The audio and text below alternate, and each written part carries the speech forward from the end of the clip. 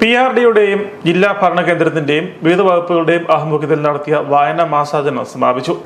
സമാപന സമ്മേളന ഉദ്ഘാടനവും പുസ്തക പരേഡ്, മത്സര വിജയികൾക്കുള്ള സമ്മാന വിതരണവും മറിയപ്പള്ളി അക്ഷര മ്യൂസിയത്തിൽ ജില്ലാ കളക്ടർ ജോൺ വി സാമുവൽ നിർവഹിച്ചു.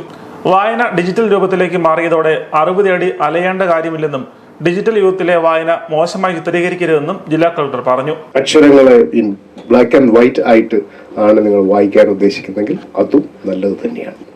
കാരണം പുതിയ തലമുറ നമ്മൾ ഒരിക്കലും നീ പുസ്തകം വായിച്ചാൽ മതി, നോവൽ കൊടുത്തിട്ട് അത് പുസ്തകത്തിലുള്ളത് വായിച്ചാൽ മതി എന്ന് പറയേണ്ട കാര്യമില്ല. അവർക്കത് പറ്റാത്ത ഒരു അവസ്ഥയാണ്. എന്നിരുന്നാലും നമ്മളെ കുണ്ഠിതപ്പെടുന്ന പോലെ വായനയ്ക്ക് ഒരു അവസാനം വന്നിട്ടില്ല. അത് പുസ്തക രൂപത്തിൽ നിന്ന് ഡിജിറ്റൽ രൂപത്തിലേക്ക് മാറി എന്നുള്ളത് മാത്രമാണ് നമുക്കിവിടെ കാണാൻ കഴിയും.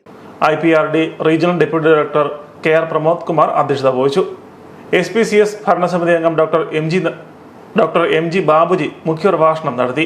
ജില്ലാ ഇൻഫർമേഷൻ ഓഫീസർ A അരുൺകുമാർ, സാക്ഷരതാ മിഷൻ ജില്ലാ coordinator doctor VV Mathew, Akshara museum special officer S Santhosh Kumar എന്നിവർ പ്രസംഗിച്ചു.